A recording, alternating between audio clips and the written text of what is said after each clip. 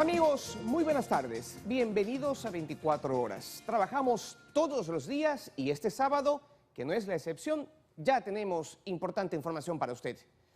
En este momento les contamos que tenemos a varios equipos periodísticos desplegados en diferentes puntos de la ciudad. Usted está observando ahí a Luis Alfredo Zúñiga, quien nos informará desde la Gobernación del Guayas, lugar en donde se desarrollará una importante reunión para analizar la situación de la función judicial. Mientras que Vanessa Robles, desde el Laboratorio de Criminalística, nos dará a conocer acerca de las últimas muertes violentas que se han reportado durante las últimas horas en esta zona. Por el momento el contacto es con nuestro compañero Luis Alfredo Zúñiga. Adelante, Luis Alfredo, desarrolla tu información.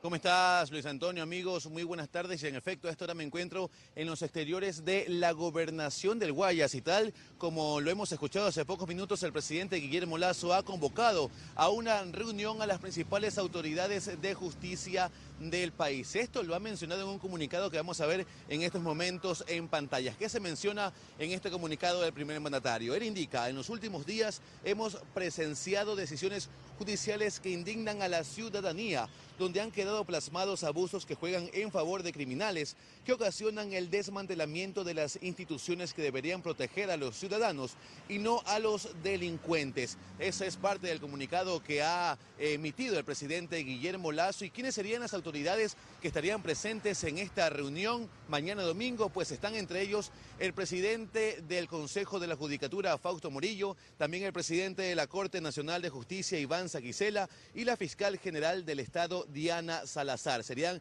las tres autoridades de justicia que participarían junto al presidente Guillermo Lasso en esta reunión que se realizaría mañana domingo a las 10 de la mañana, precisamente aquí en la Gobernación del Guayas, en la ciudad de Guayaquil. Pero, ¿cuáles son parte de estas decisiones judiciales cuestionadas por el primer mandatario y que le preocupan? Entre ellas, por supuesto, está el habeas corpus concedido desde una jueza de Manglar Alto al ciudadano holandés requerido por la justicia de Países Bajos. Al respecto, la Fiscalía la noche de este viernes realizó varios allanamientos en 3 ciudades del país. Durante estos allanamientos se dieron documentos respecto a este caso. Veamos el informe que les hemos preparado. La noche de este viernes, personal de Fiscalía y Policía realizaron allanamientos como parte de la investigación abierta por el habeas corpus otorgado al ciudadano holandés Bokshiene, quien es requerido por la justicia de Países Bajos. Los allanamientos se realizaron en Santa Elena, Daule y Guayaquil. Al respecto, la Fiscalía informó que se recabaron indicios relacionados con el sorteo y procedimiento de la causa. De manera preliminar se conoce que el allanamiento dejó resultados, pues según Fiscalía, se hallaron documentos relacionados al caso, además de equipos informáticos, dispositivos de almacenamiento y una agenda, entre otros elementos. El habeas corpus al hombre holandés de 55 años fue otorgado por la jueza de Manglar Alto, Erika Muriel Santillán, el pasado 20 de abril, ordenando su inmediata liberación, lo que ha generado rechazo. Desde el Consejo de la Judicatura, por ejemplo, su titular, Fausto Murillo, dispuso la Dirección Nacional de Transparencia inicie el trámite investigativo contra la jueza. A la par, el presidente de la Corte Nacional de Justicia, Iván Saquicela, también ha mostrado su descontento. Él solicitó a Judicatura suspender a la magistrada y revisar su conducta por error inexcusable. Y es que señala que la jueza Muriel no tiene competencia, ya que el extranjero es requerido por Países Bajos en un trámite de extradición por tráfico de drogas y estaba detenido en Quito, precisamente a órdenes de Iván Saquicela. Y la señora jueza, sin tener competencia, convoca una audiencia de habeas corpus sin notificarme a mí, que debería ser el notificado porque yo soy el que ordena la privación de la libertad, llega a conceder el habeas corpus. Eso es lo que ha pasado. Es inaceptable. En entrevistas, Saquicela indicó que la celeridad con la que actúan una vez más los jueces de Manglar Alto indigna. Que es necesario delimitar tanto la acción de protección cuanto el habeas corpus. Varios juristas del país lo han manifestado en la misma línea coincidente con mi opinión. Fue precisamente desde Manglar Alto, a través del juez Diego Moscoso, que salió otro habeas corpus cuestionado, el otorgado semanas atrás al ex vicepresidente Jorge Glass, decisión a la que en principio el gobierno no puso objeción. El magistrado también es investigado por la Dirección de Transparencia del Consejo de la Judicatura. Pero esta no es la primera vez que el accionar de los jueces Muriel y Moscoso de Manglar Alto es cuestionado. En 2021, la Judicatura en Santa Elena abrió una investigación contra ambos por presunta demora en la resolución de una acción de protección y una recusación dentro del caso de la construcción de una red de alcantarillado en la comuna Montañita. En Guayaquil, Luis Alfredo Zúñiga, 24 horas. Y dentro también de estas decisiones judiciales cuestionadas están, por supuesto, otro habeas corpus, el otorgado al segundo al mando de una de las bandas criminales más poderosas del país. Es el ciudadano Junior Roldán, quien en las próximas horas sería trasladado hasta su domicilio en El Triunfo. Al respecto, tenemos un reportaje de nuestra compañera Vanessa Robles. Veamos. Junior Roldán Paredes lo consiguió la tarde de este viernes. El juez Pedro Enrique Moreira Peña de Garantías Penitenciarias accedió a su pedido en esta tercera insistencia y le otorgó el recurso legal que le permite cumplir arresto domiciliario en su casa ubicada en El Triunfo, al aceptar la apelación interpuesta al habeas corpus parcial que le había otorgado este miércoles siempre y cuando el sentenciado por asesinato sea trasladado hasta el Hospital Guayaquil, ya que su defensa argumentaba múltiples enfermedades. Pero alias Junior no quiso ir. Insistió en el traslado a su vivienda, tal como se le ha concedido ahora. Una decisión judicial que genera reacciones.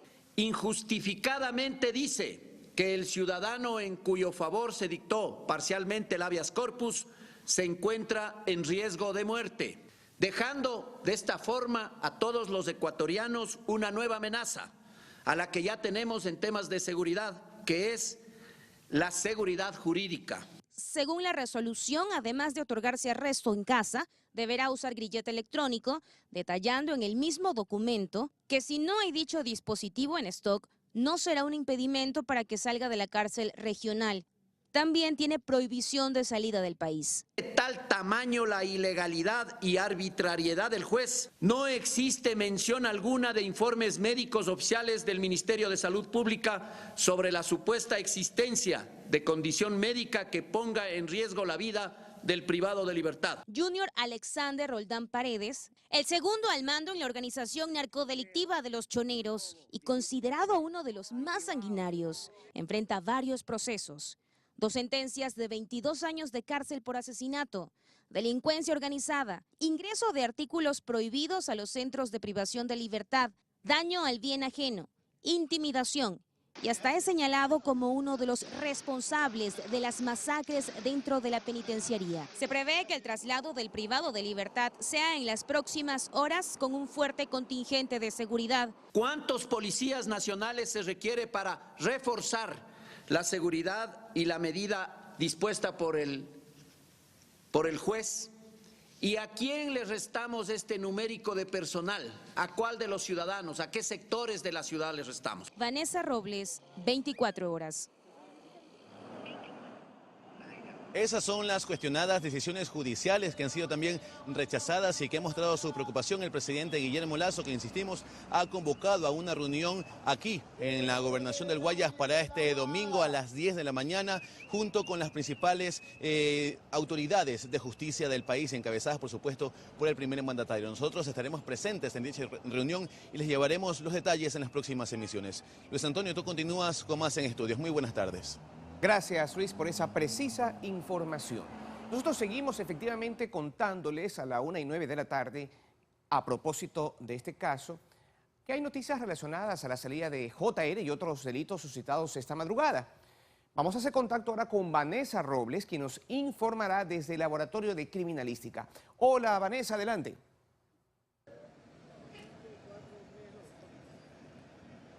Buenas tardes, amigos. En definitiva, el habeas corpus concedido a alias Junior para que sea trasladado desde el centro penitenciario hasta su casa en El Triunfo ha generado sobresalto, no solo en la ciudadanía, sino también en sus enemigos. Pasada la medianoche en la vía Durán-Boliche, una ambulancia fue atacada por sujetos no identificados que se conoce extraoficialmente. Creían que allí era trasladado alias Junior. Murió el conductor de la ambulancia, el paramédico y el paciente, y otras 3 personas resultaron heridas. Sumado a este hecho violento, un niño de 3 años en el pueblo de San Borondón falleció luego de que sicarios intentaran asesinar a su padre, pero el menor pagó las consecuencias letales de este ataque. Tenemos un resumen con los hechos violentos en las últimas horas en la zona 8. La alerta la emitió el ECU 911. Ocurrió en la vía Durán-Boliche. Dos sujetos a bordo de una moto interceptaron una ambulancia, disparando a diestra y siniestra. Se presume que se trataría de los enemigos de alias Junior, que creían el sentenciado era trasladado en dicha ambulancia, que salía del Hospital Guayaquil rumbo a una clínica en Milagro. 3 de los ocupantes murieron y otros 3 resultaron heridos. Pero esto no es todo.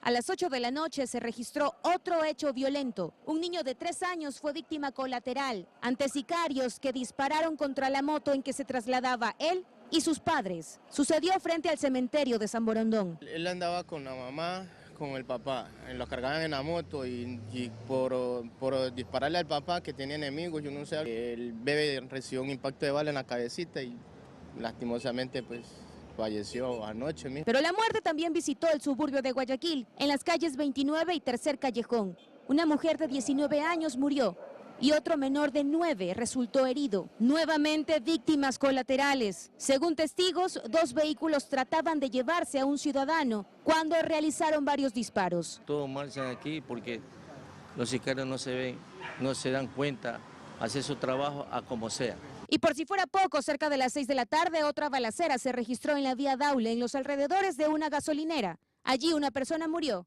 y 3 resultaron heridos. Los 2 vehículos, según las características que nos hacen conocer, vehículos negros, camionetas negras, en el sector atentaron con 2 personas que se encontraban tanto en el interior de la venta de comida de la gasolinera y en la parte externa, donde venden jugos.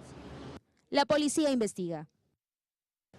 Amigos televidentes, entre el suburbio, Durán, la vía Daule y el sector de San Borondón, lo cierto es que ya suman más de 421 muertes violentas en la zona 8, ante un plan de seguridad que al parecer la delincuencia le está ganando la batalla. Esa es la información que se genera a esta hora de la tarde desde la morgue, donde ya algunos de los familiares han venido a reconocer el cuerpo de sus allegados. Ustedes tienen más en estudios. Buenas tardes.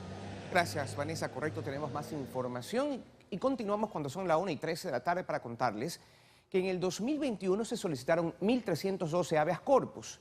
El 50% de estos recursos fueron concedidos. Según el SNAI, la mayoría se pidieron por la salud del detenido. El trámite se realiza así. Cuando un detenido presenta un habeas corpus, este se da en contra de la cárcel en la que está recluido. Un abogado del Centro de Privación de Libertad es quien debe actuar en audiencia y defender por qué esta medida, que generalmente busca la libertad del reo, no debe ser concedida. En 2021 se presentaron 1.312 de estos recursos.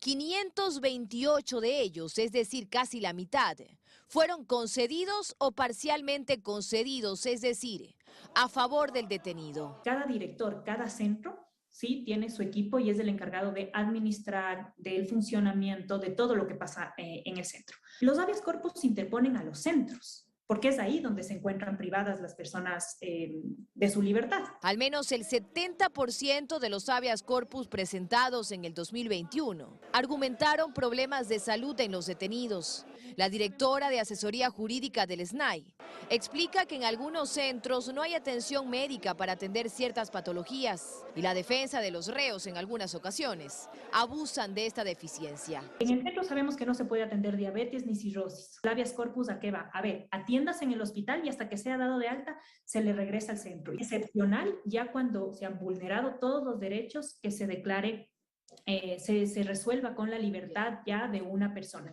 En lo que va del 2022 ya se han presentado 168 habeas corpus, entre ellos el del ex vicepresidente Jorge Glass, el de uno de los miembros de la banda de los Tiguerones, el del líder de los choneros JR y el último, el del ciudadano holandés que tenía difusión roja de Interpol. Este abogado concuerda y cree que se están abusando de estos recursos. Pero ¿quién puede detenerlo? Los precedentes jurisprudenciales los dicta la Corte Constitucional y esos precedentes establecen reglas que son de inmediato cumplimiento y son de obligatoria observancia. Por eso la importancia de que la Corte se pronuncie. Totalmente. La Corte Nacional de Justicia también podría pronunciarse, pero en cada uno de los casos.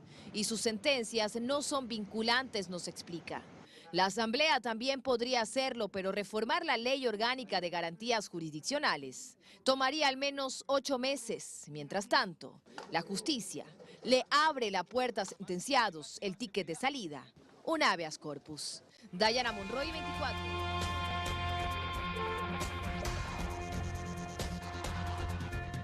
Seguimos a la 1:19 de la tarde para contarles que esta semana la principal noticia en la Asamblea fue la reunión que mantuvo el ministro de Gobierno Francisco Jiménez con los representantes de 4 bancadas. Se busca una solución a la crisis que enfrenta el legislativo. Esta semana se concretó la reunión entre el ministro de Gobierno Francisco Jiménez y los jefes de 4 de las 5 bancadas, con el objetivo de lograr una salida a la crisis que atraviesa la Asamblea Nacional. El encuentro sirvió para ratificar posturas especialmente relacionadas a la continuidad de Guadalupe Llori al frente de esa función del Estado. La presencia de la presidenta Llori en este momento se convierte en un obstáculo para que la Asamblea pueda seguir trabajando. Es así de simple. Sin embargo, para el oficialismo, Llori no es la única responsable de esta crisis, por lo que la evaluación que buscan varios sectores debe ampliarse a todos los integrantes del CAL e incluso al trabajo de las comisiones legislativas, es decir, una evaluación completa. La falta de funcionamiento de la Asamblea Nacional no pasa por una sola persona, y eso implica que revisemos si también los demás que están dentro del CAL están haciendo su trabajo. 7 son los miembros del CAL que toman las definiciones. Hay quienes han asumido comisiones que lamentablemente después de 11 meses ni siquiera han entregado un proyecto de ley. Ahí hay procesos que nosotros tenemos que evaluar. Todavía no está definido el camino que tomará la Asamblea para destrabar la situación que enfrenta porque no se alcanzaron acuerdos en esa reunión, pero para Flores ya se ha dado el primer paso. El país nunca ha conocido, desde una visión política, que un ejecutivo se siente con las bancadas en la transparencia que lo hicimos ayer. Si esa voluntad fue el primer paso que se dio y que en función de esto todas tenemos la voluntad de que se haga el proceso de evaluación. En lo que coincidieron todos es que la Asamblea no puede continuar bajo la dinámica evidenciada en los últimos meses. Podemos lograr acuerdos y consensos en esta mesa de trabajo, pero si es que no se destraba el lío político, el problema político y el nudo crítico que existe en la Asamblea, difícilmente vamos a avanzar. En esa reunión faltó un representante de Pachacutic, organización política que se excusó, aduciendo que requiere primero de un diálogo a la interna para definir su hoja de ruta. Alberto Luna, 24 horas. Y casi 4 toneladas de droga fueron decomisadas dentro de un contenedor de banano de exportación en el puerto marítimo de Guayaquil. El destino del cargamento, Europa. La unidad antidrogas de la policía dio un nuevo golpe al narcotráfico. Casi 4 toneladas de cocaína fueron descubiertas en el interior de un contenedor de banano de exportación. El alcaloide estaba oculto en 101 maletas negras. En total se decomisaron 4.024 paquetes rectangulares con cocaína. La incautación se logró tras la alerta positiva de un perro amaestrado en uno de los puertos marítimos de Guayaquil. Se calcula que esta operación dejó fuera del mercado a más de 30 millones de dosis. El destino del cargamento era Lituania, país ubicado en el noreste de Europa. Alberto Luna, 24 horas. Y la Fuerza Aérea Ecuatoriana ha identificado a nivel nacional 64 zonas usadas para el tráfico aéreo no identificado. Este viernes se inició con la inhabilitación de estos espacios. La Fuerza Aérea Ecuatoriana dio detalles de la avioneta incinerada allá en Tarifa, provincia del Guayas. El comandante de la FAE señaló que la aeronave ingresó por Manabí la madrugada del 18 de abril y sí fue localizada en vuelo. Sin embargo, se le perdió pista. Ya por la mañana de aquel día siguió la búsqueda y fue encontrada incinerada. Esta área de aterrizaje nosotros la detectamos en una de las misiones hace un año y un poco más y se encuentra dentro de nuestro catálogo de áreas que son utilizadas por este tipo de tráficos. Hicimos un sobrevuelo con la Fuerza Aérea Ecuatoriana para reconocer el área. Desde el aire se puede apreciar el lugar. No es una pista, sino un camino en medio de arrozales de unos 1000 metros de extensión, aprovechado por las mafias. Fue precisamente en este punto en donde días atrás se halló la avioneta incinerada. Por cierto, que también fue parte de este tráfico aéreo ilícito. Las características, ustedes pueden ver el tipo de compactación que tiene. Únicamente es arreglada de tal manera que pueda aterrizar sin ningún inconveniente cualquier avioneta de ala alta. Y es que la Fuerza Aérea es clara. No se trata solo de pistas, sino espacios a campo abierto, extensos, también en zonas privadas o en sectores agrícolas, que han sido previamente analizados por las mafias, avionetas sobre todo tipo Cessna, que vienen más que nada de un país en particular. Vienen aeronaves desde México. ¿A qué área vienen? A la zona del litoral. A nivel nacional se han detectado 64 áreas usadas para el tráfico aéreo no identificado, siendo Guayas y Manabí las provincias con mayor presencia de estos espacios. Pueden ser vías, pueden ser playas que cuando baja la marea les permiten cumplir con aterrizaje de este tipo de aeronaves. Desde el 2017 a la fecha, se han detectado 77 avionetas ingresando ilegalmente al país. Y aunque en algunos casos no se logra la captura de las mismas, la Fuerza Aérea señala que sí se cumple con la defensa del espacio aéreo, incluyendo la ayuda de los radares. Sin embargo, sobre el radar de Montecristi, aún no hay detalles de cuándo volverá a funcionar, luego de 5 meses de quedar inhabilitado y que funcionó solo por 11 días. Y cuando más adelante tengamos algún tipo de información, de la misma manera comunicaremos para que sepan exactamente en qué condición se encuentra el radar. Este viernes se inhabilitó la zona donde aterrizó la avioneta ilícita incinerada. La FAE ha indicado que esto se repetirá en los 64 puntos identificados en el país. En las semanas posteriores, en estas misiones de reconocimiento, ver si se mantiene inhabilitada esta área. Las autoridades indican que sí se hacían sobrevuelos de vigilancia en esta zona previo a este incidente. En Guayaquil, Luis Alfredo Zúñiga, 24 horas.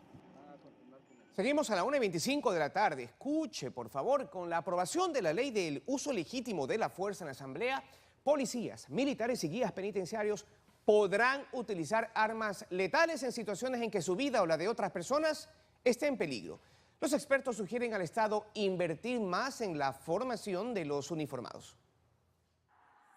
Para finales de mayo espera la Comisión de Seguridad de la Asamblea Nacional que el país ya pueda contar con una ley para el uso legítimo de la fuerza. Esto luego de que sea tratada en segundo debate y aprobada en el Parlamento. La propuesta se centra en que la policía, las Fuerzas Armadas e incluso el Cuerpo de Seguridad Penitenciaria puedan usar armas letales con mayor facilidad. Algo importante y vital a criterio de Mario Pazmiño, consultor internacional en defensa y seguridad, considerando el alarmante incremento de la criminalidad. Para garantizar que las diferentes instituciones puedan utilizar esa fuerza en la protección de los derechos y libertades de los ciudadanos. Pero la normativa establece niveles para que haya progresividad en el uso de la fuerza. Señala que lo primero es la presencia, el que el policía, militar o guía esté físicamente en el lugar de los hechos. La segunda instancia implica establecer contacto visual. La tercera, verbalizar. La cuarta, el control físico. Y la quinta es la utilización de técnicas defensivas no letales, que es el punto máximo al que debería llegarse. El ejercicio aquí detrás de todo esto de reflexión es cómo la policía debe hacer su trabajo en materia de prevención del delito y control del delito con el menor número de bajas, tanto civiles y de número de efectivos policiales. Como sexto y último nivel aparece el uso de la fuerza con potencia letal, y esto aplica solo cuando las medidas menos letales hayan resultado insuficientes. Defensa propia del uniformado, porque hay peligro de muerte o lesiones graves, con el propósito de evitar el cometimiento de un delito que signifique una seria amenaza para la vida de otras personas. También cuando se va a detener a alguien peligroso que ponga resistencia o quiera fugarse. Son todas situaciones que deberán ser valoradas en el momento por los uniformados, resalta Pazmiño. Se tiene que establecer un reglamento claramente definido sobre cada uno de los procesos que se tiene que seguir para determinar con exactitud por parte del miembro de la fuerza pública en qué momento o en qué nivel se encuentra. Y que además de que existe una ley, Pontón sugiere preocuparse en invertir en la formación de los agentes. En capacitación, por ejemplo, si dice que la policía no tiene prácticas de tiro porque no hay balas y no hay los recursos, pues hay que generar recursos para hacerlo. Entonces puede concebir usted tener una excelente ley, sin una institución que tenga un entrenamiento adecuado. Este tipo de armas, vale la pena precisar, de acuerdo con lo establecido en la ley, no se pueden utilizar en manifestaciones o escenarios de protesta social. Luisa María Heredia, 24 horas. Y aumenta el número de padres de familia que acuden a los puntos de vacunación para inmunizar a sus hijos previo al inicio de clases. A nivel nacional, el 68% de niños de 5 a 11 años ya han recibido sus 2 dosis. A una semana del inicio de clases en la región costa, el movimiento va aumentando sin duda en los vacunatorios. Se ve mayor número de padres de familia con sus hijos de todas las edades listos para recibir sus dosis. La gran mayoría, afortunadamente, a partir de la segunda. Las niñas estén protegidas, ya van con la segunda dosis y ahorita que van a entrar a la escuela estén siempre protegidas, ¿no? La vacuna es muy importante para la ciudadanía. Sí, esperando ya que con la tercera dosis pues ya se inicie la temporada escolar y puedan ir sin ningún problema, ¿no? Y es que dicen que para algunos colegios particulares esto se ha convertido en requisito indispensable. Para otros es opcional, pero de igual forma quieren ser responsables. ¿Y lo obligan a estar vacunado? Sí, vacunado. Hasta cuando ellos autorizan con la mascarilla. Que todo esto lo hacen porque ya era hora que regresen a clases y que quede atrás la educación virtual. Ellos, los niños, quieren estar en las aulas. Sí, ya él está desesperado, ya quiere irse a encontrarse con sus compañeros, con sus amiguitos. El Ministerio de Salud, mediante su vacunómetro, muestra un 68.80% de niños de 5 a 11 años que han recibido sus 2 dosis y de 12 a 17, un 79%. Y hablando específicamente de la provincia del Guayas, este mismo grupo etario tiene el 74.04% completo. Este nuevo periodo lectivo en la región Costa Galápagos, que inicia de forma oficial el próximo 3 de mayo, contará con el 100% de aforo en las aulas de clase. Valerie Villalba, 24 horas. Con más información, ponga atención. En julio, Petroecuador iniciará un plan piloto para vender la anunciada nueva gasolina de 89 octanos y con un precio liberado. Esta es una respuesta al incremento del precio de la gasolina súper atado al costo del petróleo. Los consumidores que acuden a las estaciones de servicio no dejan de sorprenderse por el alza de la gasolina súper, cuyo precio liberado depende del precio internacional del petróleo. Para ellos, quienes preferirían cambiarse de combustible, el gobierno presentó una nueva opción que en su mayoría esperan desde ya. Sería una buena alternativa. Mientras más alternativas tenga el usuario, yo creo que es lo mejor. Es una buena opción, tomando en cuenta los costos actuales de la gasolina. Es que así sería bueno, ¿no? Prácticamente está carísimo la gasolina, pues no la especial. Y mientras ellos acumulan expectativas por la nueva gasolina de 89 octanos, los distribuidores de derivados de petróleo son escépticos. Es en este escenario que Petroecuador prepara la prueba piloto para la venta del nuevo producto. Así lo confirma con fecha el gerente de la estatal petrolera. Para julio, como prueba piloto. Todo inicia con el diálogo con los productores de etanol, lo cual, según Cedeño, nos permitirá importar menos naftas. Entonces, si usamos más etanol, tiene el mismo efecto que ponerle una nafta de alto octanaje, pero en cambio es más económico, entonces tenemos que tener esta gasolina, pero acá importando y allá metiendo más etanol. Según Osvaldo Erazo, director ejecutivo de la Cámara de Distribuidores de Derivados de Petróleo, no ven factible esta propuesta y además tampoco las gasolineras están listas, pues la mayoría no tiene surtidores para 3 combustibles. No le vemos tan aplicable. Hay una infraestructura en la mayoría de estas de servicio que están preparadas para 2 gasolinas y un diésel. Entonces, no sabemos si las nuevas gasolinas van a reemplazar esas 2 gasolinas o son adicionales. Ellos también se habrían enterado de esta propuesta a través de los medios de comunicación y tienen varias observaciones más. A precio sin subsidio sería $3.55, ¿no es cierto? Y nos hablan a $3 a precio de mercado y mejorada. Como que hay alguna incongruencia ahí. Y también anunció el gerente de Petroecuador que concluirán con el concurso para modernizar la refinería de Esmeraldas. Queremos terminar ese proceso con un adjudicatario que por lo menos tendrá que invertir unos 2.500 millones de dólares para lograr este propósito. Con ello, Ecuador tendría una refinería de alta conversión y mejores combustibles. En Quito, María Gracia Acosta, 24 horas.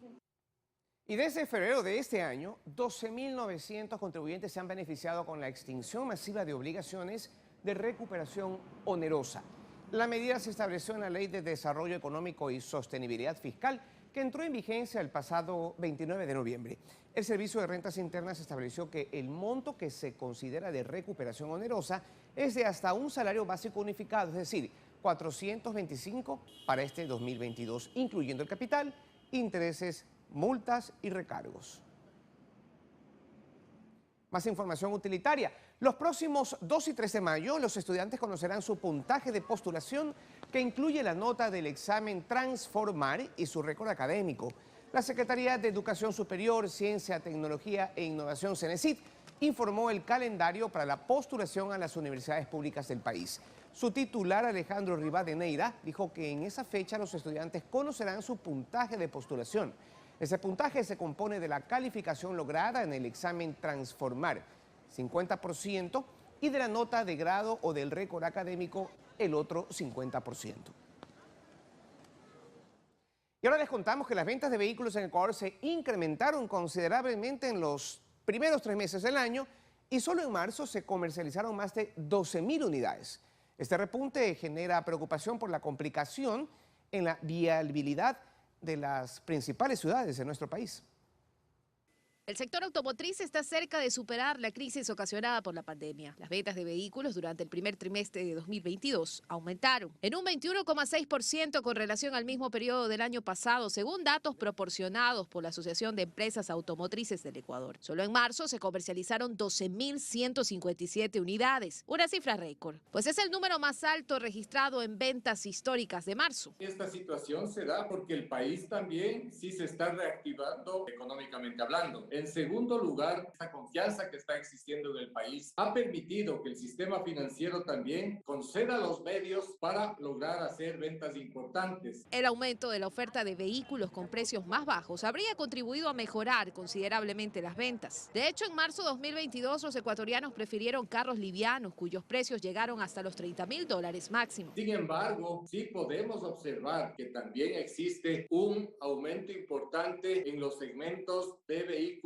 de trabajo. La preferencia de los consumidores en el país se inclina por los autos chinos. En el primer trimestre de este año, esta clase de automotores representó el 35,7% del mercado, mientras que en el mismo periodo de 2021 alcanzaron el 28,1%, es decir, hubo un crecimiento de 7,6 puntos. Porque al ofertar un producto full equipo, con un excelente precio, con un tamaño que se acopla a las necesidades de los consumidores, hace que la demanda se incline más por los vehículos de procedencia china. La industria india también experimentó un crecimiento de 1%. Pasó de 3,2 a 4,2%. Y la brasilera, en cambio, evidenció un repunte de 0,9%. Recordemos que lo mismo pasó con los productos coreanos. No eran tan queridos al principio y fueron mejorando, fueron avanzando. Pero que cada vez más ecuatorianos compren carros implica un aumento en el tamaño del parque automotor, que preocupa. Es que la infraestructura de la ciudad, es decir, las vías, pasos a desnivel, etcétera, son absolutamente insuficientes. Fernando Carrión, urbanista, cree que no habrá ciudad ecuatoriana que resista este incremento y dice que tanto los municipios como el gobierno central deben empezar a pensar en estrategias. Lo que hay que hacer es estimular el transporte público, que sea un transporte de calidad, de tal manera de que lleve más personas de las que lleva el transporte individual. Y también, más bien que importar vehículos con gasolina o diésel, traer vehículos con energía eléctrica de tal manera de reducir la contaminación de nuestras ciudades y mejorar la velocidad de las mismas. Luisa María Heredia, 24 horas.